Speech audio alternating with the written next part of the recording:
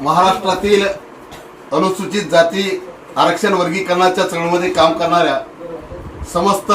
नेते कार्यकर्ते विविध संघटनांचे पदाधिकारी समाज बांधव यांना सर्वप्रथम राहुरी शहरातनं आपल्याला सर्वांना क्रांतिकारी सप्रेम जयलवजी। आजच्या 1 मिनिटाच्या लाईव्हच्या माध्यमातून मला आपल्याशी संवाद साधताना या ठिकाणी आज सकाळपासून मीडियाच्या माध्यमातून एक विषय जो समोर येतोय त्या विषयाच्या अनुषंगाने आपल्यापर्यंत संदेश पोहोचवण्यासाठी खास करून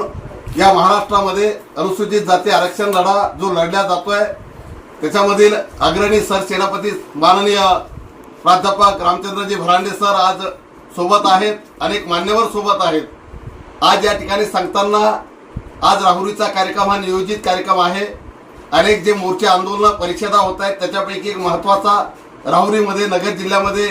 अनुसूचित जाती आरक्षण वर्गीकरण या प्रश्नावर एक महत्त्वाची परिषद या ठिकाणी आयोजित केलेली आहे आणि अनेक विचारवंता बरोबरच माझ्यासारख्या सामान्य कार्यकर्त्याला या परिषदेमध्ये आज उपस्थित राहण्याचं निमंत्रण आयोजकांकडून या ठिकाणी आलं होतं आणि त्यानुसार आज सकाळी संभाजीनगर चिखली शहरातील बुलढाणा जिल्ह्यातील संभाजीनगरवरनं मी सकाळी घरी 4:30च्या दरम्यान तयारी केली आणि 5 वाजेच्या दरम्यान चिखली शहरातील जाफराबाद रोडवरून पायी प्रवास करत असताना बस स्टँडच्या दिशेनं पायी प्रवास करत असताना मागून अज्ञात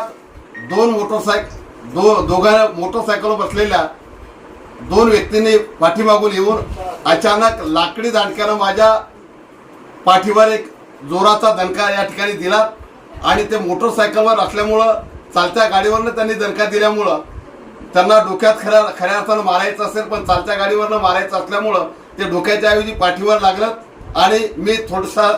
माराने त्या ठिकाणी बचावलं। महाराष्ट्रातील चळवळीमध्ये काम करणाऱ्या सर्व समाज बांधवांना विनंती आहे की आपण शांतता आणि सहकार्य या ठिकाणी संयम बाळगावा। आपल्याला या मार्गाने जायचं नाही, आपण मुद्द्यानं पुढे जातोय, घटनात्मक मार्गाने संविधानिक मार्गाने पुढे जातोय, त्यामुळे आपल्याला कुठेही कायदा हाती घ्यायचा नाहीये आणि ज्यांचं या ठिकाणी मनोबल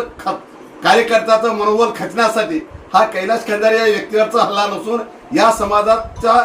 सामाजिक चळवळीमध्ये काम करणाऱ्या प्रत्येक कार्यकर्त्याला नामोहरण करण्यासाठी त्यांच्याकडे दुसरं कोणतंही शस्त्र या ठिकाणी उरलेलं नाही। एक वैचारिक लढा या ठिकाणी मातंग समाज ज्याच्या माध्यमातून अनुसूचित जातीच्या वर्गीकरणासाठी लढला जातोय। तर सर्वांना विनंती आहे की या प्रकरणाच्या अनुषंगाने सर्वांना शांततेचं आणि संयम बाळगण्याचं मी आवाहन करतोय आणि